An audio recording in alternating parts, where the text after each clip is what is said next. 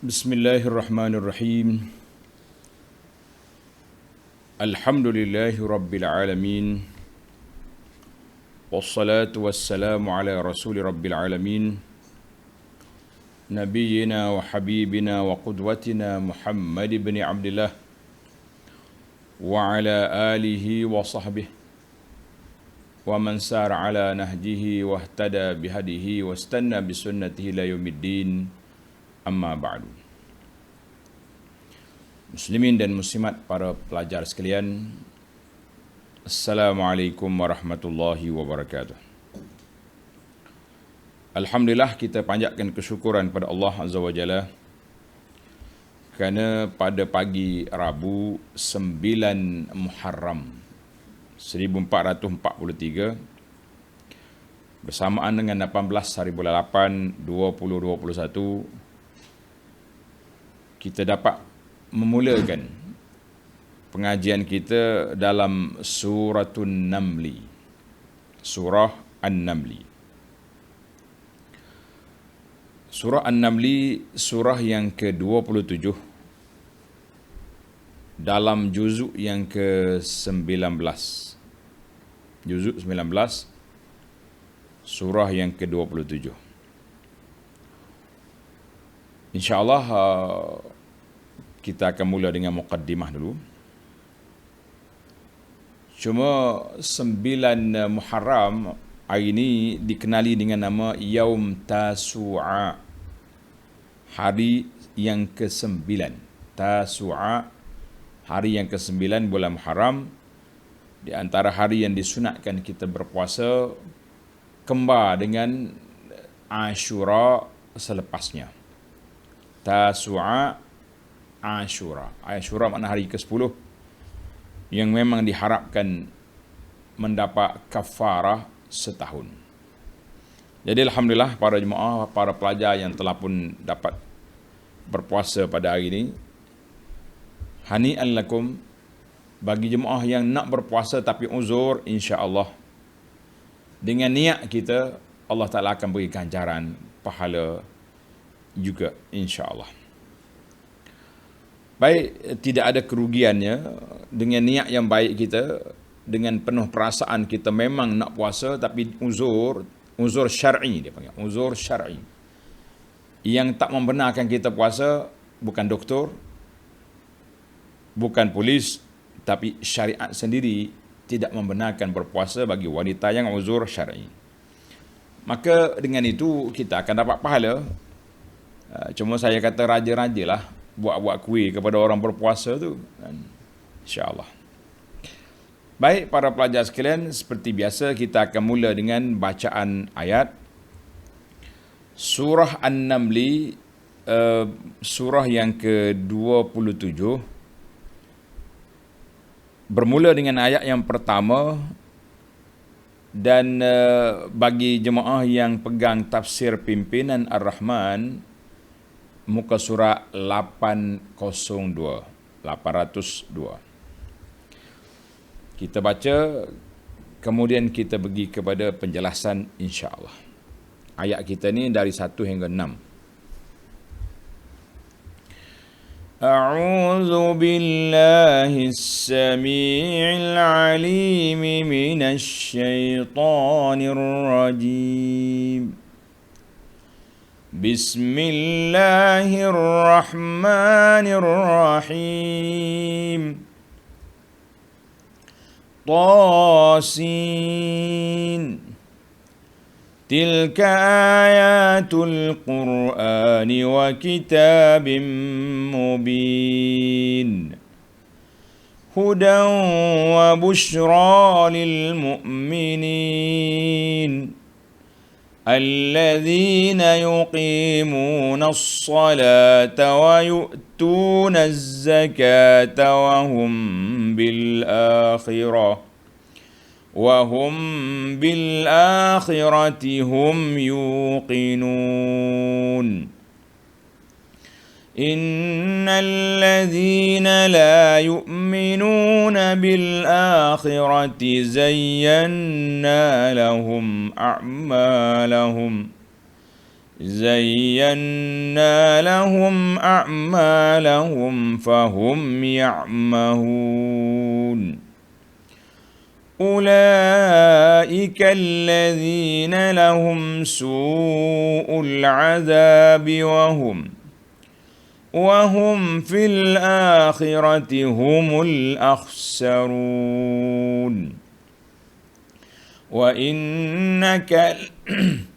وإنك لتلقى القرآن من لدن حكيم عليم.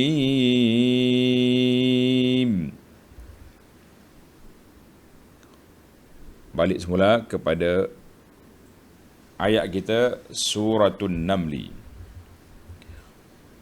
Tengok sebelum kita masuk kepada ayat, para pelajar sekalian, kita pergi kepada huraian muqaddimah. Muqaddimah Suratun Namli. Surat nama dia Suratu An-Namli. Apa makna surah An-Namli? Nama dia surah yang menyebut tentang perihal semut. Ini di antara surah yang nama kecil dalam Quran. Semut yang besar, Suratul Fil, surah gajah. Itu besar, surah gajah besar.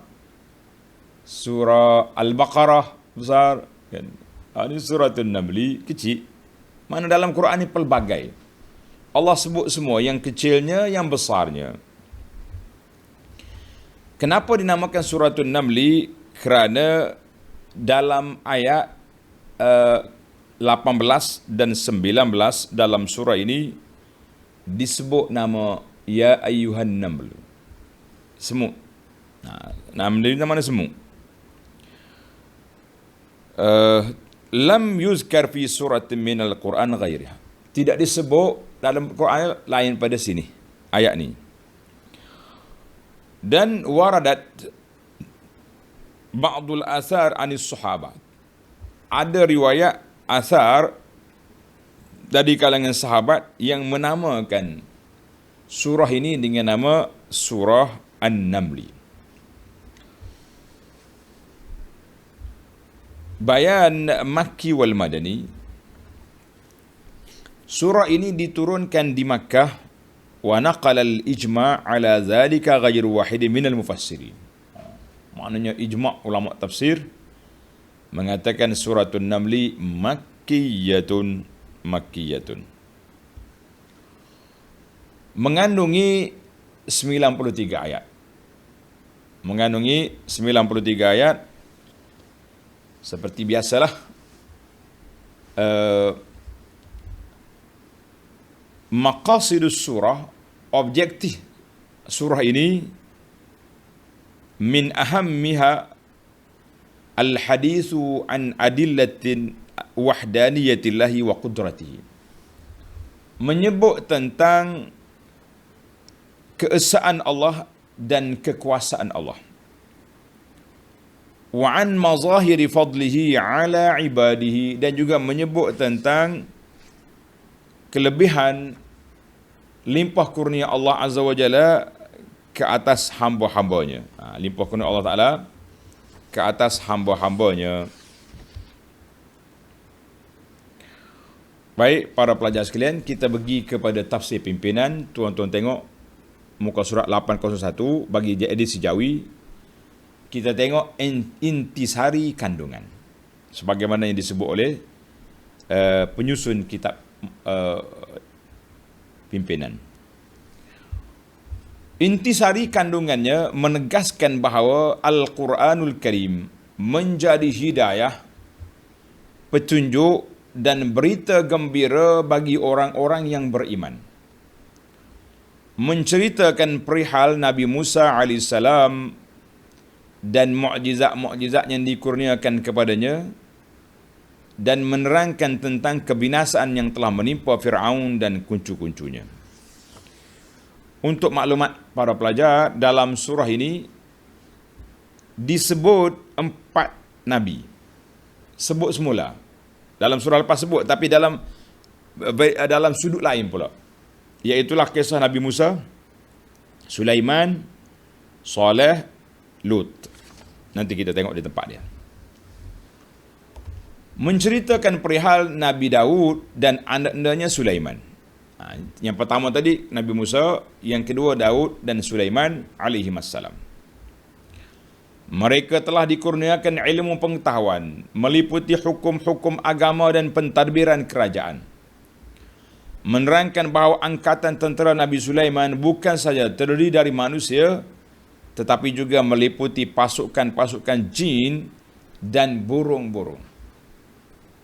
Di antara mukjizat yang dikurniakan kepadanya ialah mengetahui bahasa pertuturan unggas dan semut. An-Namli itu semut. Dengan perantaraan burung belatuk, Nabi Sulaiman dapat mengetahui keadaan penduduk negeri Sabak yang berajakan seorang raja perempuan, Balqis, dan mereka menyembah matahari. Nabi Sulaiman pun memerintahkan burung belatuk membawa suratnya kepada Balqis untuk mengajaknya bersama-sama dengan kaumnya memeluk Islam. Akhirnya, Balqis dan pengiring-pengiringnya berangkat ke Palestin untuk menghadap Nabi Sulaiman lalu memeluk Islam. Alhamdulillah. Setelah Allah Ta'ala menceritakan perihal Nabi-Nabi yang lalu, ada dua lagi Nabi yang diceritakan, iaitulah Nabi Saleh dan juga Nabi Lut. Menceritakan mereka kepada Nabi SAW dan peristiwa-peristiwa yang berlaku yang membuktikan kekuasaan Allah Azza wa Jalla serta perihal mukjizat-mukjizat yang membuktikan kebenaran mereka dan kebenaran agama Allah yang menjadi petunjuk kepada umat manusia. Lalu diperintahkan baginda Nabi SAW supaya bersyukur dengan memuji Allah Ta'ala kerana nikmat-nikmatnya itu.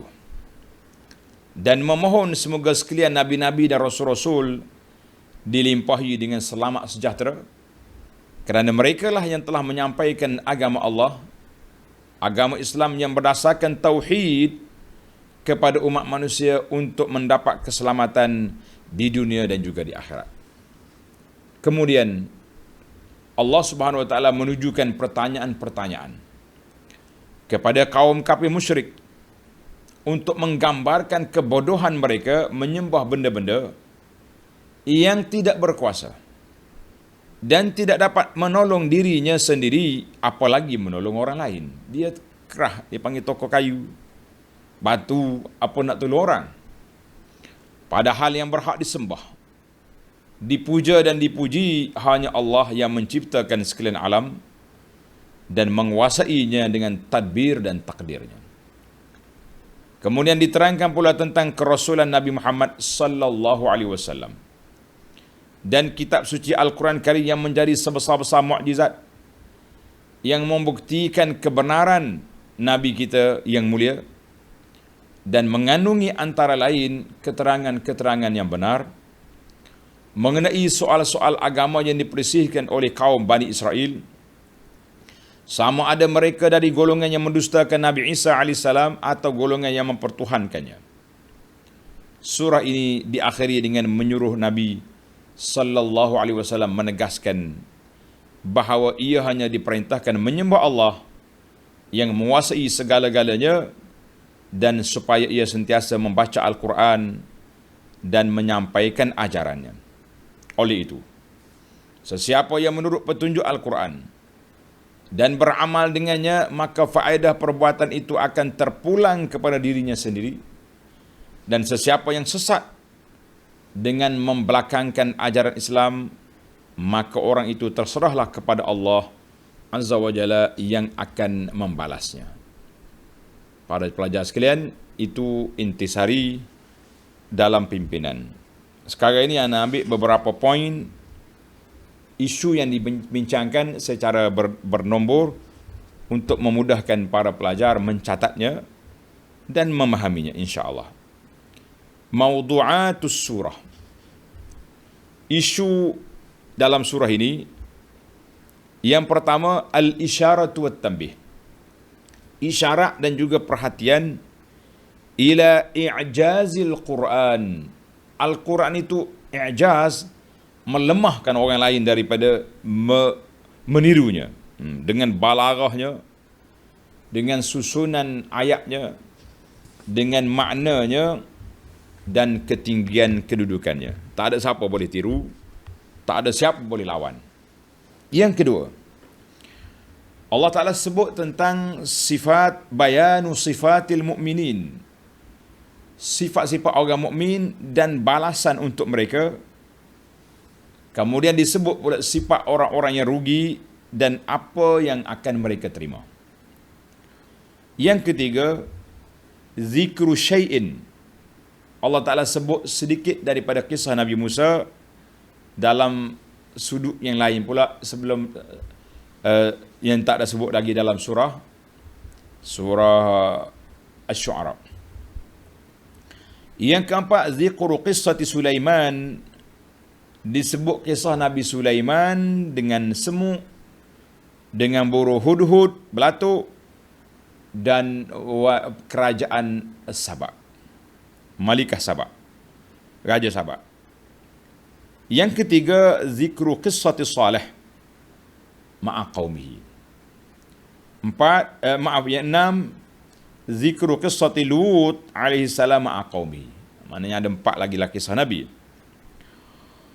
Yang ketujuh, bayanul barahin, menjelaskan tanda-tanda ke atas keesaan Allah Ta'ala dan membatalkan pegangan agama musyrikin dan sembahan mereka kepada selain Allah dengan isbatul ba'si, menetapkan akan berlakunya kebangkitan semula.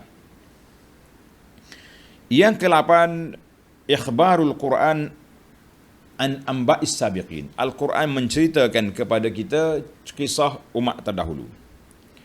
Dan Al-Quran itu muhaiminun. Muhaimin. Ramai ni orang bernama anak dia Muhaimin. Muhaimin maknanya menguasai kepada kitab-kitab yang terdahulu. Makna Quran. Yang terakhir, surah ini diakhiri dengan menyebut ba'd asyratis sa'ah, sebahagian daripada tanda-tanda kiamat dan sebahagian daripada masyahid al-qiyamah, makna apa yang berlaku pada hari kiamat. Wa ma yantadhirul mukazzibin, pendusta-pendusta kepada kiamat akan tengoklah pada hari itu di mana hujung jantuhnya, mana hujung pangkalnya, ke mana mereka nak pergi, mereka akan jumpa pada hari kiamat. Atas dunia ni bolehlah kita kita sombong, kita nak buat apa saja. Sebab apa? Sebab di atas dunia ni Allah Ta'ala bersifat dengan Rahman, diberinya mereka duduk buat sementara waktu menumpang di atas bumi Allah, walaupun mereka tidak menyembah Allah Azza wa Jalla. Baik, kita pergi kepada munasabah susunan 3 surah yang berdekatan ini. Surah Syu'ara, Suratul Namli. Tuan-tuan tengok ayat ini, dia panggil munasabah. Nampak di antara hubungan surah ini dengan sebelumnya. Yang pertama dia panggil katatimah, satu pelengkap kepada kisah Anbiya, iaitulah kisah Nabi Daud AS yang telah disebut sebahagiannya, kemudian disambung lagi di sini. Yang kedua, dalam surah ini ada pendetailan sedikit apa yang telah disebut oleh Allah Ta'ala dalam surah Asy-Syu'ara, iaitulah kisah Nabi Musa akan disebut dalam surah ini bermula ayat 7 sehingga ayat 14. Kemudian kisah Nabi Saleh diulang sekali lagi di sini pada ayat 45 hingga 53, dan sekali lagi diulangi kisah Nabi Lut alaihissalam pada ayat 54 sehingga 58. 4 kisah akan disebut. Kemudian susunan surah, tuan-tuan tengok, surah Asy-Syu'ara, surah yang lepas, An-Namli, surah yang kita baca sekarang, dan surah Al-Qasas. Mutataliyah, berturutan 3 surah. Mengikut tartib yang ada uh, mengandungi rahsia sebagaimana diriwayatkan oleh Ibnu Abbas, Jabir. Dia kata Asy-Syu'ara, tertib surah An-Syu'ara, kemudian Tasin, kemudian Al-Qasas. 3 surah ni ada tasyabuh, ada persamaan permulaan dia. Coba tuan-tuan perhati permulaan surah Tasin Mim, surah Syu'ara. Surah kita ni surah An-Namli Tasin, kurang 1 huruf. Akan datang surah Al-Qasas Tasin Mim, balik. Maknanya 3 surah ni Tasin Mim, Tasin, Tasin Mim. Masya-Allah. Jadi kata di ulama wala'alla tasyabuh, sama di antara surah yang pertama dengan yang ketiga sama. Dan berbeza surah tengah. Tasin 2 huruf saja. Dalil ala ta'kidil maqsud, menjadi dalil bahawa tujuan Allah Ta'ala mulakan surah-surah ini dengan huruf al-muqatta'ah ini semata-mata nak tahaddi, nak mencabar bulagha al-fusaha al-Arab, sastera Arab, supaya dengan bahasa kamu, dengan huruf yang kamu guna, tapi aku boleh, Quran aku ni mukjizat, ada kalanya 3 huruf, ada kala 2, ada kala 3. Masya-Allah, tabarakallah.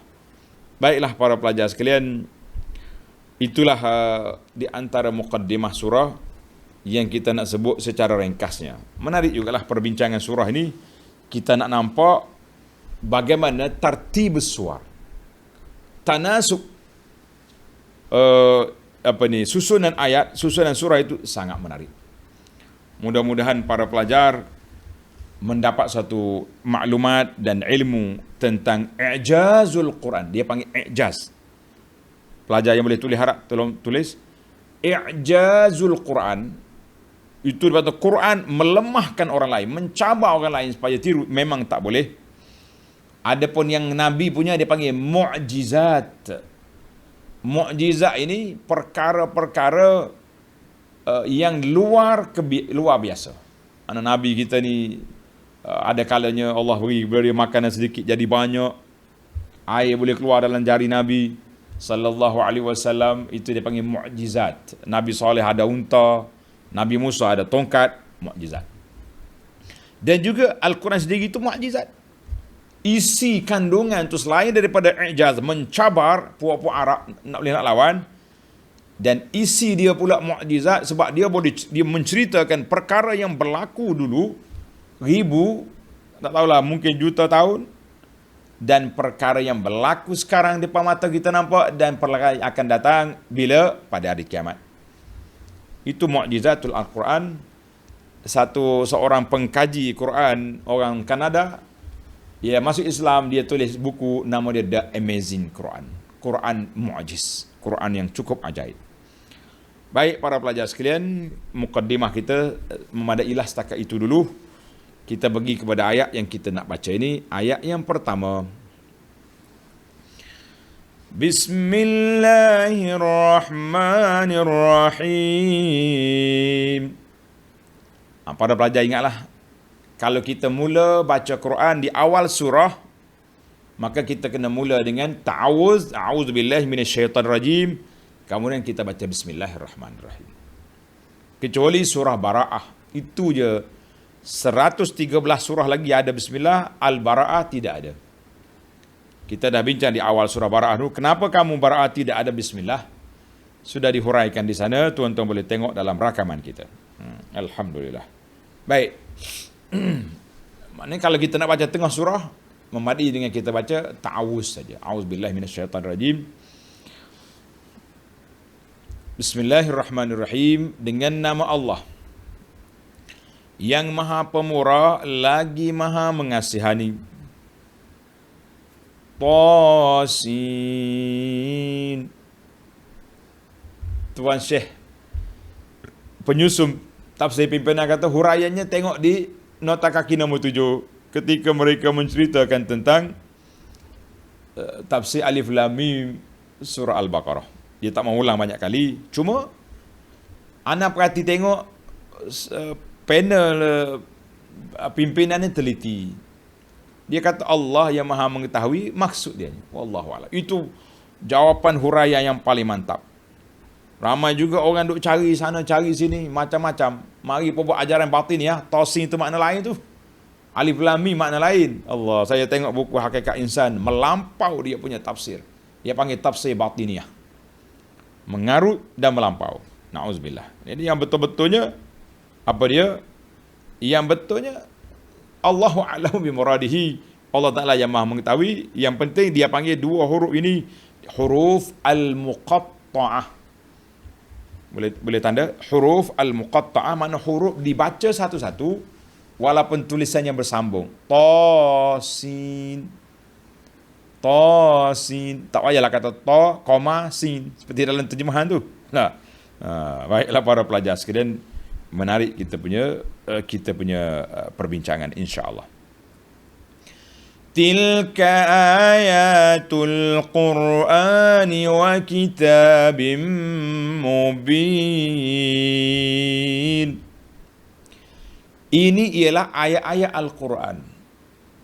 Juga kitab yang jelas nyata kandungannya dan kebenarannya. Masya Allah. Dua-dua ni.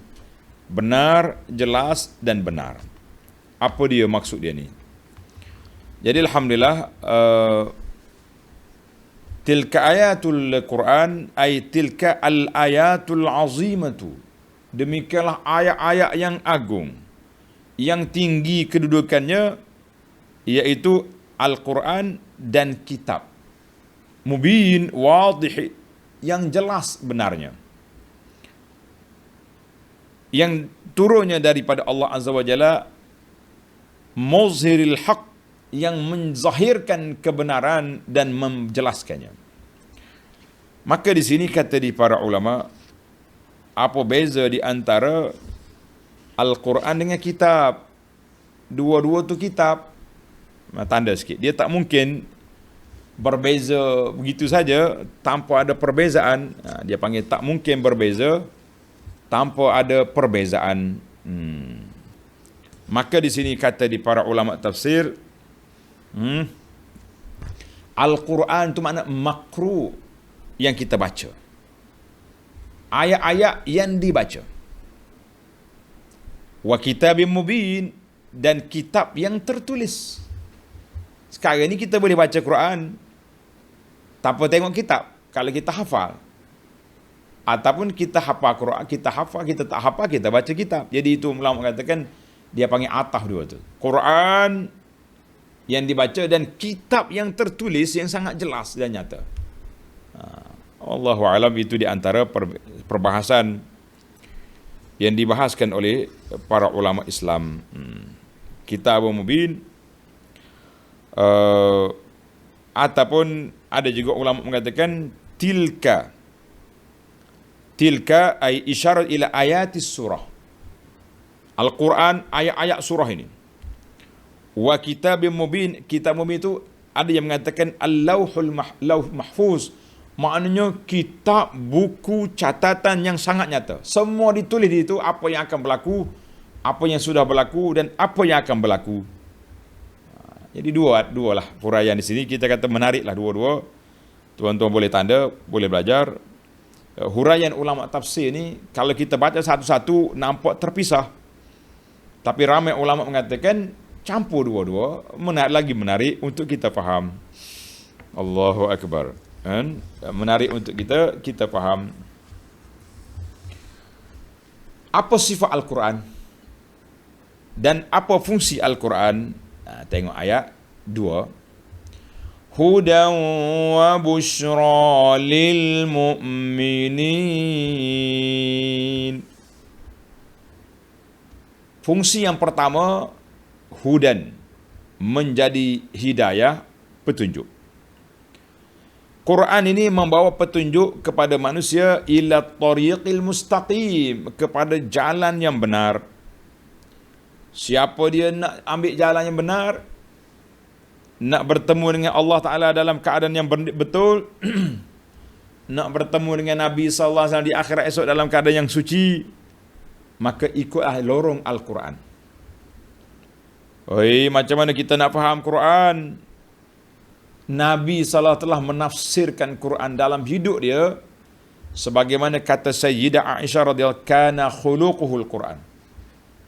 Quran sebuah itu akhlak Nabi, itulah amalan Nabi sallallahu alaihi wasallam. Maka Nabi telah merealisasikan isi kandungan Quran dalam hidup dia, dalam keluarga dia, dalam pentadbiran negara dia, dalam bermasyarakat, dalam hubungan antara bangsa dengan orang-orang yang non-Muslim. Semuanya telah dijelas oleh Nabi SAW. Kemudian setelah Nabi wafat disambung oleh para sahabat.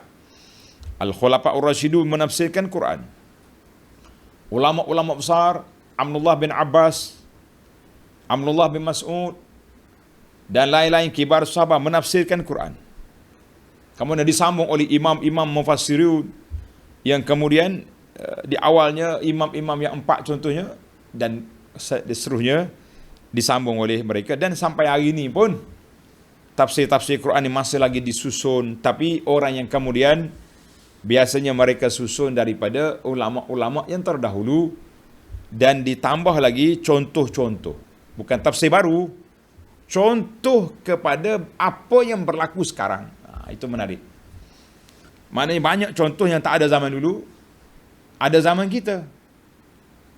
Jadi masa tu dia panggil penemuan sains yang baru ni macam apabila kamu sampai di Wadi Namli, kita akan cerita nanti tentang nikmat-nikmat Allah Ta'ala. Ulama dulu sebut unta. Kita tak mana ada sebut unta. Unta kita sebut untuk makan je. Kita akan sebut kereta, kapal terbang, jet, drone sekarang ni pula kan, naik tak ada pemandu. Jadi contoh-contoh boleh kita buat. Ulang berlakunya peperangan zaman dulu. Orang dulu berperang dengan panah, dengan pedang, tombak, menjanik.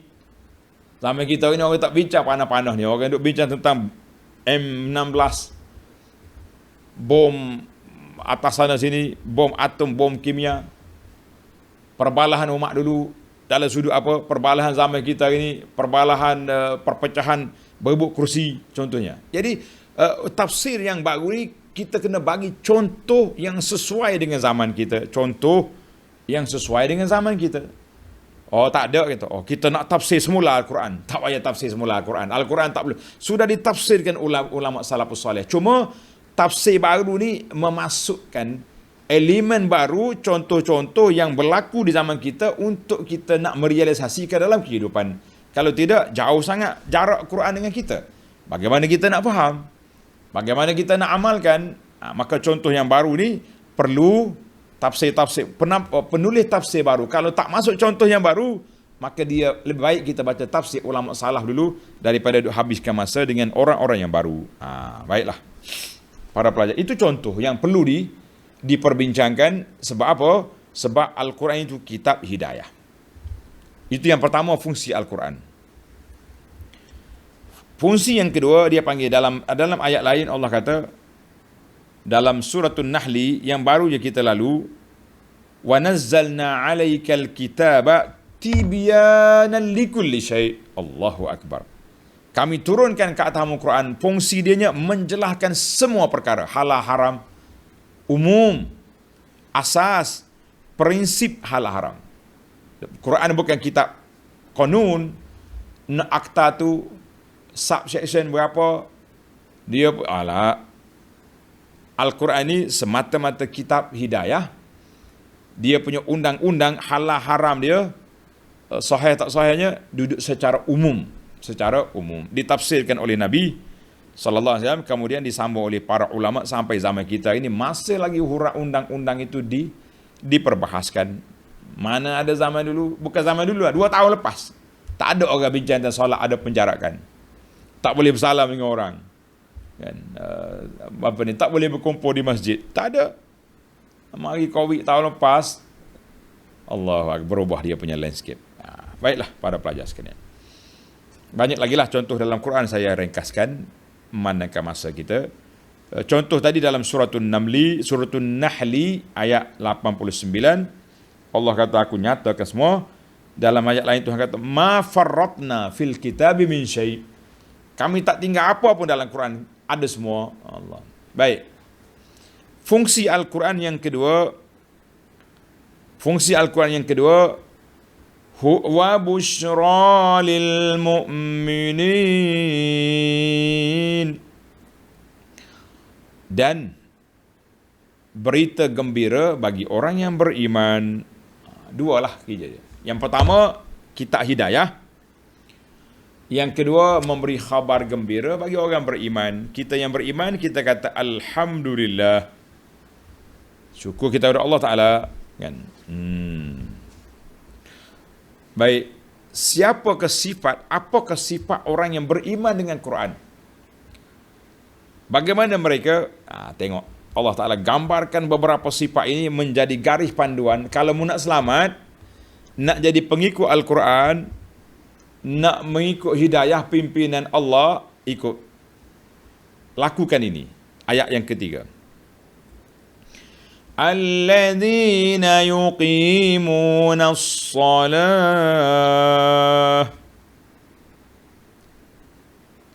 iaitu mereka yang tetap mendirikan salat. Tuan-tuan cuba perhatikan ayat sebelumnya, al-mu'minin, lil mu'minin. Mu'minin itu orang yang beriman. Orang yang beriman, semua kita boleh mengaku, aku mukmin, saya beriman 100%. Solid Islam saya.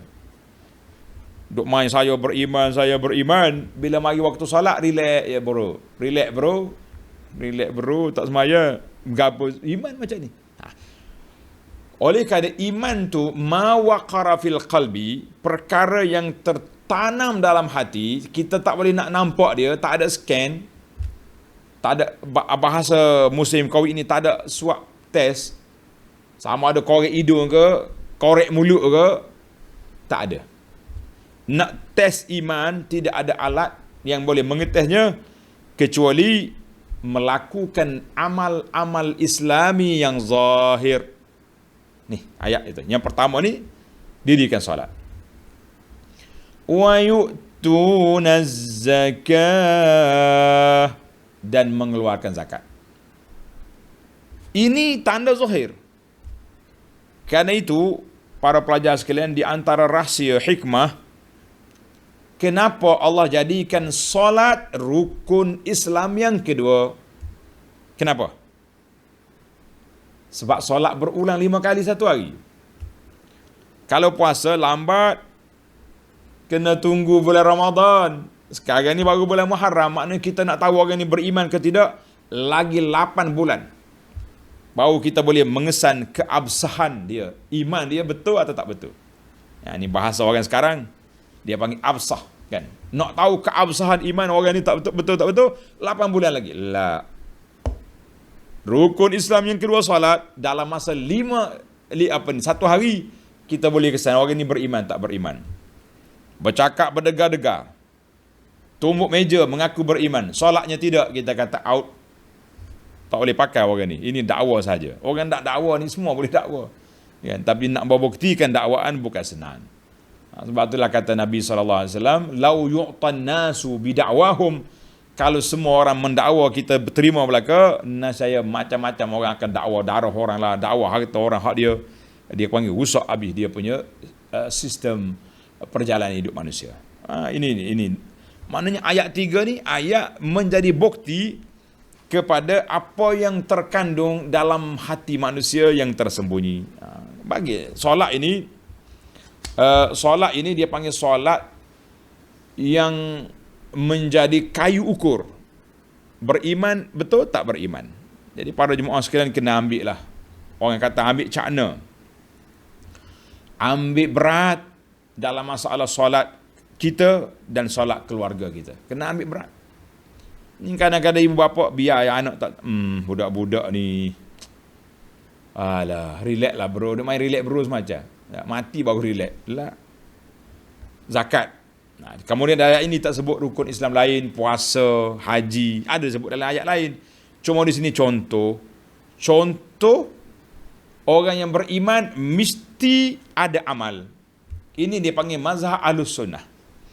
Mazhab Ahlus-Sunnah, iman dengan amal selari. Cuma beza adakah amal tu masuk dalam musamma al-iman ataupun tidak, itu ada sedikit perbincangan di kalangan kibar ulama. Tak apa, yang penting bagi kita je nak kata masuk dalam iman tak masuk. Yang pentingnya kalau kita kata amal yang zahir itu tanda orang beriman, sudah cukup untuk kita pegang. Saya ni beriman kuat ustaz, muslimah salihah. Oh, Masya Allah. Kalau suami nak keluar rumah kak, dia punya tunggu kat pintu. Dah, tolong pakai piyuh lagi, tolong pakai. Macam-macam lah dia tolong angkat beg. Tapi dia sendiri keluar rumah, dia tak pakai pula kain tudung, tak pakai. Stocking pun tak pakai. Apa dia? Kita kata mana tanda muslimah? Mana? Yang awak berdegar-degar cakap muslimah. Spin aina muslimah. Mana tanda awak muslimah? Jangan. Oh, dia kata ustaz, iman dalam hati. Tuan-tuan kena ingat. Orang yang bercakap macam ni, iman dalam hati, iman dalam hati. Tak? Hati baik, apa salahnya tak solat? Oh. Hati baik, apa masalahnya dengan aurat? Apa lagi? Hati baik, charity siang malam walaupun tak solat. Kita kata ini pegangan satu ajaran dalam kelompok Islam ni, nama dia Murji'ah. Murji'ah, apa dia Murji'ah? Orang yang memisahkan di antara iman dengan amal. Oh, ada lagi dia orang Murji'ah zaman sekarang ni? Ada. Tapi nama tak ada dah. Kalau kita pergi cek di pejabat pendaftaran ROS seluruh dunia, kumpulan Murji'ah tidak ada. Tapi kumpulan liberal, pluralism, sekular masih wujud. Ini dia panggil semi Murji'ah, ada dalam kepala sebahagian daripada anak orang Islam. Cakap macam ni, cakap kenapa tak solat? Hati baik. Kenapa tak tutup aurat? Hati baik. Saya setiap hari bagi makan 200 ekor kucing. Masya Allah, tabarakallah. Bangga dia boleh bagi makan kucing, makan anjing. Tapi solatnya tidak, tutup auratnya tidak. Kita kata apa perkara? Apa benda awak ni? Memang boleh pahala bagi makan hayawan.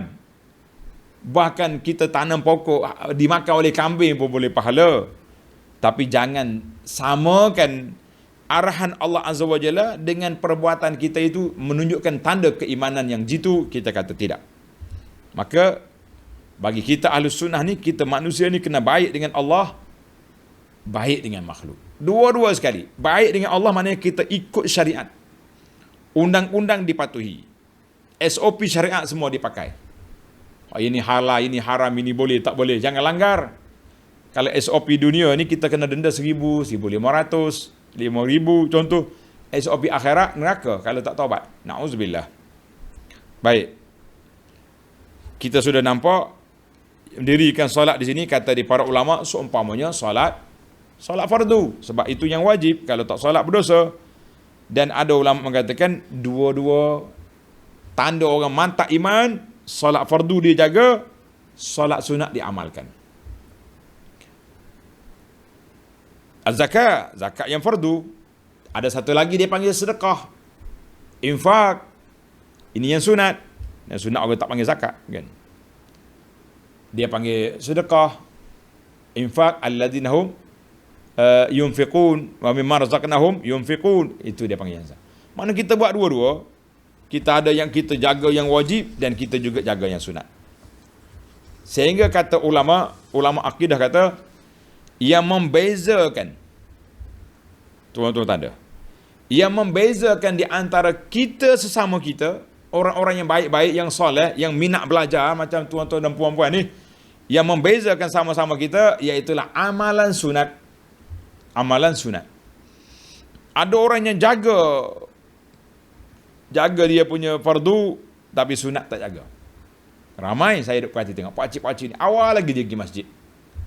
Dia berbuah di tangga masjid sampai orang komat. Naik betul dia punya kilah kain tu. Allahu Akbar. Ada orang awal lagi datang masjid, masuk duduk sah awal. Tahiyatul masjid. Baca Quran.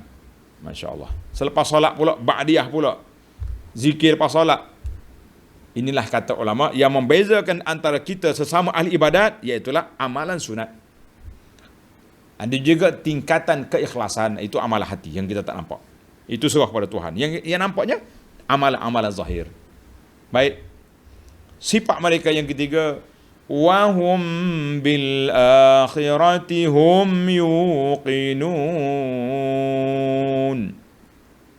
Sedang mereka pula percaya dengan yakin akan hari akhirat. Orang-orang yang percaya hari akhirat lah yang berani melakukan ibadat-ibadat. Kenapa awak sedekah?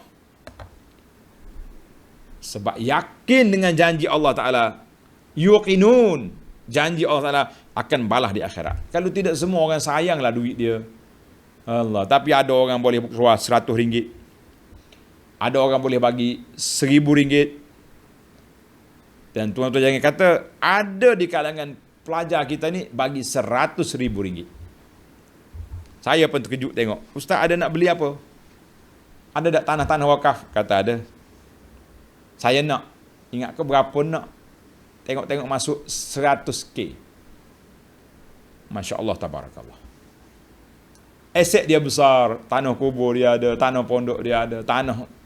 Kita kata Masya Allah. Sebelum kita masuk dalam tanah, kita telah siapkan bekalan kita untuk menunggu kita dalam kubur. Kita kata hani'an lakum, tahniahlah kepada kita tuan-tuan dan puan-puan yang telah membuat persiapan yang begitu besar. Satu pagi saya waktu anak mula-mula balik, saya buat bangunan asrama Imam Syafi'i 4 tingkat. Saya duk fikir manalah nak ambil duit. Berdoa dengan Allah SWT, ya Rabbi, aku nak siapkan bangunan untuk pelajar-pelajar, keselesaan pelajar.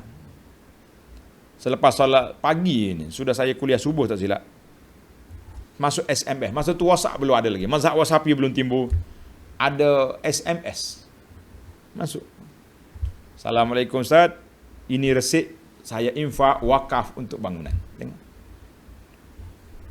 Nama pun tak ada di telefon saya. Bila kita tanya balik siapa ni, saya dah terima maklumat, tapi siapa tuan? Dia sebut nama, saya pun terkejut. Kita kata Masya Allah, tabarakallah. Wa mimma razaqnahum yunfiqun wa hum bil akhirati hum yuqinun. Orang yang yakin dengan akhirat, orang ni yang berani mengeluarkan duit dia daripada akaun dunia kepada akaun akhirat. Siapa? Orang yang yakin dengan akhirat. Kerana itu Nabi SAW sebut dalam hadis, Nabi kata as-sadaqatu burhan. As-sadaqatu burhan. Sedekah itu adalah tanda orang beriman. Kalau orang tak yakin, dia tak berani nak keluar duit. Kan tuan-tuan tengokkan dalam siri Hikayat Fiqh, bagaimana Sayyidina Abu Bakar dengan Umar berlawan. Umar kata aku nak bagi separuh harta aku, tiba-tiba masuk Abu Bakar, aku bagi semua harta aku lillahi wa lirasul. Nak kata apa? Cuma kita yang pula kata Umar tak mantap lah. Setiap orang berbeza dari sudut cara dia. Ada orang bagi semua, ada orang bagi separuh. Ada orang bagi ujung-ujung ya dia ada. Duit dia dalam bank ada sejuta. Saya nak bagi infak. Ingat ke nak bagilah boleh RM1,200. Rupanya RM100 je. 4 kali minta nombor akaun masuk RM100. Tak apa. Jazakumullahu khairah. Kita terima kasihlah. Rupa-rupanya saya dengar maklumat. Duit yang dia nak makan pencen. Nak tunggu selagi kita tunggu mati. Scammer ambil berapa ratus ribu tak silap. Saya pun tak nak sebut angka tepat, takut orang boleh kesan. Subhanallah. Kita kata Masya Allah. Kalaulah dia labur dalam akaun kebajikan kita, wakaf kita tu, RM100,000, RM200,000 banyak lah. Sekarang ni dia telah masuk dalam akaun scammer. Nak kata apa? Saya tak tahu. Masuk akaun saya ni boleh pahala ke tidak di akhirat? Wallahualam, itu kena tanya pejabat mufti. Kalau boleh juga, selesailah masalah kita. Niat sedekah lah. Masya Allah, tabarakallah. Baik, kita pergi kepada sifat yang keempat. Sifat golongan menentang Quran. Al-Quran ni dia macam itulah. Dia bawa yang baik, bawa yang buruk. Supaya yang baik kita ambil, yang buruk kita tinggalkan. Innal ladzina la yu'minuna bil akhirati zayyana lahum a'malahum. Sesungguhnya orang-orang yang tidak percaya pada hari akhirat, baca Quran buat telinga tuli. Kata orang buat apa ni orang panggil yang pekak ni, apa dia? Hipo, badak. Badak pekak. Dengar awak tak tahu. Lagi dahsyat. Ataupun bagi istilah saya, lembu kenyang. Lembu kenyang ni kalau dia tidur atas jalan raya, kita pagi hon, pek, entah bangun duk ngak duk makan, lembu kenyang. Jadi ada orangnya dengar Quran tapi tak peduli dengan isi kandungan. Puak-puak kafir dengar tapi bukan dengar terima, dengar lawan pula. Sesungguhnya orang-orang yang tidak percaya kepada hari akhirat, zayyanna lahum a'malahum, kami jadikan perbuatan-perbuatan buruk mereka kelihatan baik pada pandangan mereka. Oh, saya dah buat yang terbaik, the best. Itu untuk orang kafir. Dia ingat dia baik. Sembah berhala lah, itu ini. Buat bagi pertolongan pada orang, charity sana, NGO sini. Itu bagi orang kafir. Kami perhiaskan amalan dia. Fahum ya'mahun. Perbuatan buruk kelihatan baik. Oleh itu tinggalkanlah mereka meraba-raba dalam kesesatan. Itu untuk orang kafir. Untuk orang yang sudah beriman, ada juga penyakit ini. Penyakit syaitan memperhiaskan amalan yang tidak sunnah menjadi baik. Ini juga bahaya. Tuan-tuan jangan pandai lekeh perkara ini. Kan? Jangan pandai lekeh. Benda yang tak sunnah jadi baik. Yang sunnah pula pelik. Ustaz ni apa duk ajar? Baca hak Nabi tu sini. Oi, hak kita ni power punya baca. Sekali baca mengatasi Quran 60 kali. Ada ni disebar-sebarkan. Nak kata apa? Mari hari Ashura, macam-macam amalan yang disebarkan. Kita kata nak sebar amalan, bagus. Nak buat poster, molek. Tapi pastikan semua ada dalam nas, sama ada Quran ataupun sunnah Nabi SAW. Ni banyak orang duk sebar ni. Saya pun minta maaf lah dengan para pelajar. Ana pun tak sempat. Ramai orang hantar, Ustaz, betul ke ni? Betul ke ni Ustaz? Saya nak ada tersebar dalam grup. Ana nak layan semua tak sempat. Kita pun bukannya lembaga penapis poster. Tapi kalau saya boleh tapis, elok. Karena itulah ana minta tuan-tuan, para pelajar, hantar lagi ustaz-ustaz kita yang lain. Juga biar mereka juga, kalau orang ni tak jawab, orang ni boleh jawab. Ataupun, tapi kalau saya tanya ustaz yang memang duk sebar poster tu, memang di endorse lah. Oh, inilah sunnahnya. Bukan sunnah Nabi, sunnahnya. Entah ambil mana? Entah ambil di mana. Kita kata biarlah kita ada paksi. Paksi hidup kita Al-Quran was sunnah. Itu amalan kita. Jangan. Kalau tidak diperhias oleh syaitan, jadi cantik. Biasanya benda-benda yang tak mari daripada sunnah ni nampak cantik. Diperelokkan, dimodify, diperhiaskan. Tazyin. Satu dia panggil tazyin, diperhias. Satu lagi dia panggil talbis. Talbis ni maknanya orang panggil dia macam syaitan pesungkan dia kita punya fahaman tu. Baiklah. Kita balik pada ayat kita, ini cerita orang kafir. Cuma saya selingkan sedikit. Kita kata masalah tazyinul amal, dan kita bagi kita orang Islam pun ada juga. Jangan faham saya sama kaum kafir, tidak. Tapi kita nak berhati-hati. Itu dia panggil ilmu tadabbur. Ayat yang kelima, orang-orang yang meraba-raba dalam kesesatan. Ulaika alladhina lahum su'ul azab wa hum fil akhirati humul akhsarun. Mereka lah orang-orang yang akan beroleh azab seksa yang buruk di dunia. Mana pokok yang menentang Islam dalam dunia pun mereka sudah dapat apa? Dapat benda yang buruk. Apa benda buruk? Kata ulama tafsir, contohnya benda yang buruk itu apa yang berlaku kepada Abu Jahal. Mati dalam peperangan Badar, dibunuh. Nak kata apa? Dan banyak lagi lah ulama tafsir kata mati di Badar lah, mati macam-macam lah kematian yang tidak baik. Wahum fil akhirati humul akhsarun. Di akhirat esok lagi dahsyat dia punya kerugiannya. Di akhirat esok lagi dahsyat dia punya kerugian. Baiklah para pelajar sekalian, akhir sekali Allah Ta'ala tutup perbincangan kita pada kali ini, ayat yang ke-6. Ayat yang ke-6, fungsi Al-Quran. Kan kita daripada awal lagi bincang Quran. Quran, apa itu Quran? Tengok.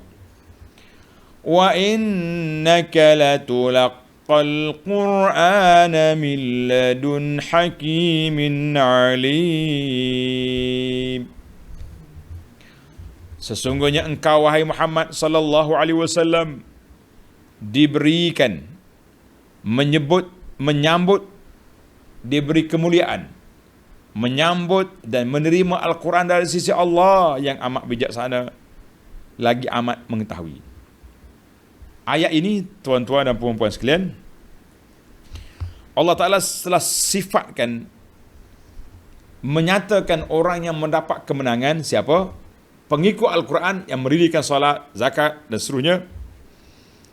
Dan juga orang-orang yang rugi siapa? Orang yang tak ikut Quran. Syaitan memperhiaskan amalan buruk mereka jadi baik. Semua berhala itu satu kemuliaan bagi dia.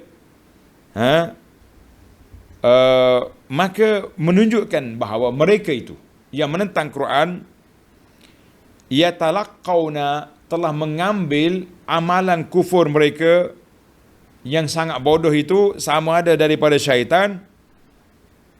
Tanda tuan-tuan, punca kesesatan orang kafir ini, dia ambil ajaran dia daripada syaitan ataupun daripada tok nenek dia yang jahil tentang agama. Dua. Maka Allah Ta'ala sifatkan dalam ayat ini sebaliknya untuk Nabi. Untuk Nabi berbeza. Tuhan kata apa? Wa innaka latulaqqal Qur'ana min ladun hakimin alim. Kalau puak tersesat, kerana apa? Kerana belajar dengan syaitan. Ambil agama daripada tok nenek. Tapi ya Muhammad sallallahu alaihi wasallam, kamu menerima Quran daripada Allah Azza wa Jalla melalui malaikat Jibril alaihi salam, daripada Al-Quran yang penuh dengan hikmah, penuh dengan ilmu, penuh dengan segala maklumat untuk dunia dan akhirat. Maka itulah dia panggil sifat Nabi sallallahu alaihi wasallam. Jadi besarlah para jemaah sekalian, tamatlah kita 6 ayat. InsyaAllah kita akan masuk ayat yang ke-7, bermula kisah Nabi Musa. Iz qala Musa li ahli. Baik, kita tutup perbincangan kita ni seperti biasa dengan beberapa fawaid, beberapa faedah yang kita boleh belajar. Yang pertama, faedah yang pertama pada pelajar, Al-Quran ini turun daripada siapa? Allah, min ladun hakim. Apa makna hakim? Allah Ta'ala yang sangat bijaksana. Bila Allah Ta'ala bijaksana, semua ilmu yang diturunkan itu, semua syariat perundangan itu penuh dengan hikmah. Sadirun an hikmatin. Lahir daripada hikmah, kebijaksanaan. Kita hanyalah menerima dan redha. Jangan duk bantah Tuhan pula. Hari ini yang saya bimbang, saya tak tuduh ni tuan-tuan, saya bimbang, menaruh kebimbangan dalam hukum pusaka, harta pusaka. Bila sampai harta pusaka, ramai jam. Orang yang baik ke, yang tak baik, ada kepiah atas kepala ke tak ada kepiah. Makcik-makcik ni, mak haji, mak hajah, bila sampai di sini jam. Saya ni ustaz, kalau boleh kan nak bagi harta pusaka ni sama banyak lah, anak-anak laki-laki dengan perempuan sama banyak lah. Kita kata ya akhi, ya ukhti, ya ukhayyah, Allah yang membezakan hak laki-laki dengan perempuan. Lizzakari mislu hazzil unsayain.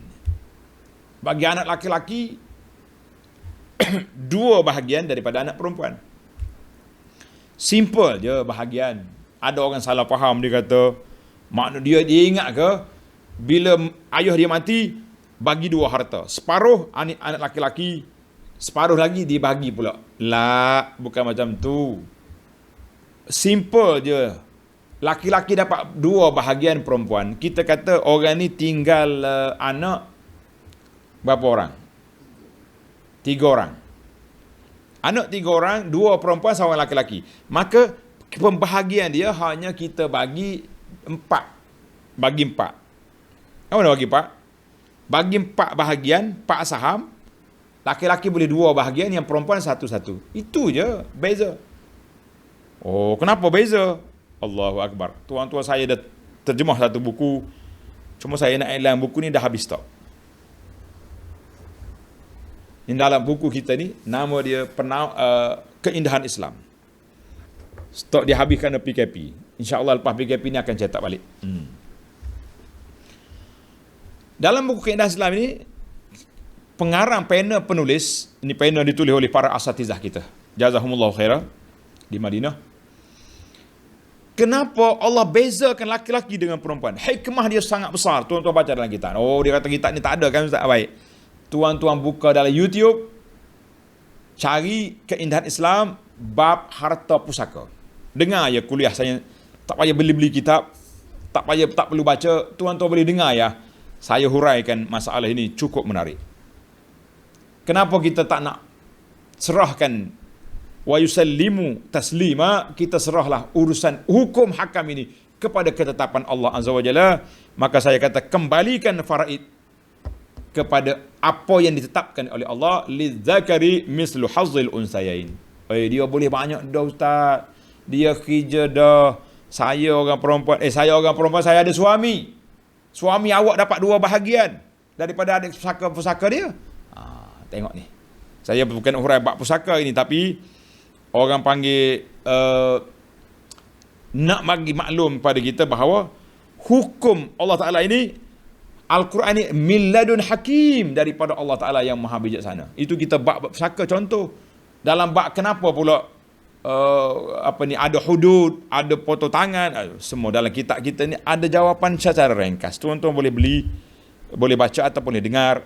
Rakaman kita sudah ada, alhamdulillah. Ambil ni, Keindahan Islam ni menarik. Dan kita harap penerbit pun akan sedia untuk cetak baliklah selepas PKP ni. Baik, itu yang pertama. Kita banyak yang kita tak tahu. Kita duk fikir dengan otak kita ya. Duk percaya ke geng-geng syarikat-syarikat apa benda ni, takaful, syarikat-syarikat, ejen-ejen menguruskan harta pusaka. Kita ni kalau tak ada anak laki-laki, harta kita pergi ke adik-beradik. Kenapa sombong sangat kamu dengan syariat Allah Ta'ala? Yang menetapkan harta pergi ke adik-beradik ke pergi ke siapa? Allah, daripada syariat Allah Azza wa Jalla. Kenapa kita macam tak percaya? Kita lebih percaya kepada ejen-ejen yang mari duk kempen kita ni. Kita kata Masya Allah, tabarakallah. Baik, saya tak mau panjang lagi di sini. Tuan-tuan boleh tengok dalam kuliah kita tentang keindahan undang-undang pusaka dalam Islam. Isu yang kedua. Tadi Allah Ta'ala sebut 2 sifat Quran. Al-kitabun tilkal Quran, ayatul Quran wa kitabim mubin. Makna kata di para ulama, dia panggil ataf di sini. Ataf di sini dengan makna Al-Quran makru, yang ayat-ayat yang dibaca dan tulisan yang ditulis, memberi penjelasan kepada hidup kita. Maknanya itu sifat Al-Quran. Ada yang mengatakan Al-Quran itu dan kitab itu Lauhul Mahfuz. Kita kata wallahu a'lam. Yang penting dua-dua tu kena pada dia. Dua-dua tu kena belaka. Baik. Berapa dah kita? Kita ambil sikitlah maklumat kita. Yang ketiga, tanda tuan-tuan, yang ketiga, hudan wa busyra lil mu'minin. Al-Quran sifat dia menjadi hidayah dan khabar gembira bagi orang beriman. Ayat ini tasrih, jelas sifat orang beriman. Wa talwih, dan juga ada satu isyarat bi annal Quran fitnatun wa inzarul kafirin. Quran pula menjadi ujian, fitnah dan amaran kepada orang-orang kafir yang engkar dengan Quran. Jadi bagi orang beriman, petunjuk, khabar gembira. Sebaliknya bagi kafir, fitnah dan juga amaran. Masya Allah, tabarakallah. Yang keempat, Al-Quran hudan linnas, menjadi hidayah. Hudan Alhamdulillah kita telah bincang panjang. Hidayah tu ada dua kategori. Tuan-tuan boleh tanda sendiri dah. Kau kena sebut juga. Hidayah yang pertama dia panggil hidayatul irsyad. Hidayah petunjuk. Itu boleh dibuat oleh Nabi sallallahu alaihi wasallam dan juga para pendakwah. Kita baca Quran, ini hidayah. Petunjuk, bimbingan. Satu lagi hidayah dipanggil hidayatut taufiq. Itu hanya di bawah kuasa Allah Azza wa Jalla yang boleh membuka hati manusia supaya menerima Al-Quran, supaya terima dakwah, terima Islam. Baik, saya ambil yang terakhir. Yang kelima, Allah Ta'ala kembar di sini, lil mu'minin allazina yuqimunas salah. Orang beriman yang mendirikan salat, maka kita menyatakan bahawa iman annal a'malu minal iman, annal a'mala minal iman. Amalan itu tanda orang itu beriman. Amalan tanda orang beriman. Siapa dia tak solat, siapa tak zakat, siapa tak melakukan arahan Allah Ta'ala, maka orang itu lemahlah iman dia. Kita tak katalah dia kafir terus tak ada iman, tidak. Tapi lemah keimanan kepada Allah Azza wa Jalla. Maka ini di antara perkara yang perlu kita muhasabah. Jadi siapa nak jaga iman, mantapkan iman dia, maka hendaklah dia banyak apa? Dia banyak kena melakukan ibadat yang fardunya dan yang sunatnya. Mudah-mudahan kita termasuk dalam sifat-sifat al-mu'minin, al-muttaqin, orang-orang alladzina yuqimunas salah wa yu'tunaz zakah, dan ayat lain wa mimma razaqnahum yunfiqun. Ini semua tanda-tanda orang beriman. Mudah-mudahan kita di kalangan mereka, insya-Allah. Jadi kita akhiri dulu perbincangan kita pada kali ini. Subhanakallahumma wa bihamdika asyhadu an la ilaha illa anta astaghfiruka wa atubu ilaik. Wa sallallahu ala nabiyyina Muhammad wa ala alihi wa sahbihi ajma'in. Walhamdulillahi rabbil alamin.